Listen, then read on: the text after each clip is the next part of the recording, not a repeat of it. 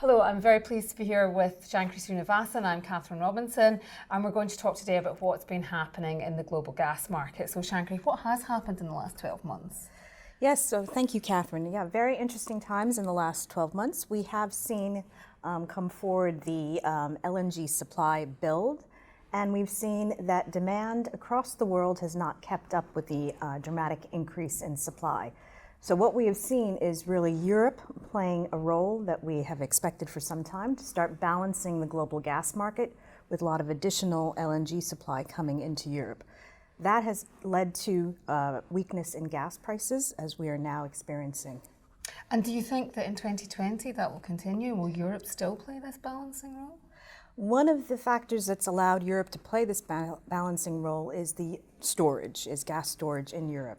So we have seen about 15 billion cubic meters of additional volumes of gas in European storage sites compared to averages over the past few years. That is going to make it challenging for Europe to play the same role in balancing the global market as it has in the past. So we would expect this summer to be one where we will see real pressure on gas prices. And I think obviously this low gas price environment has coincided with very, very substantial levels of FIDs. I think last year was a record for new FIDs.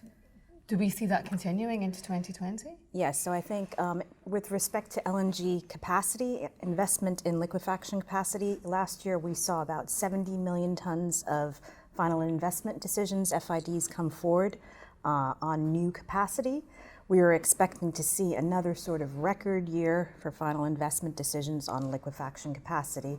Again, that probably will mean we're going to see again another pressure in terms of balancing the global gas market. So I think this further pressure, does that again end up in Europe in the mid-decade, or? Well, I mean, this is the challenge, because as we are looking at the European market, besides storage, the two other factors that allow for some balancing in the European market are the European power sector, where gas is able to compete in the power sector against coal at the moment, and competition with pipeline supply. As we look into the middle of the decade, there will be coal capacity that is retired, and gas demand will already be there. So therefore, the ability for Europe to gain more volume in the power sector does not exist anymore. Competition with pipeline supply could increase as well, and we expect it to increase.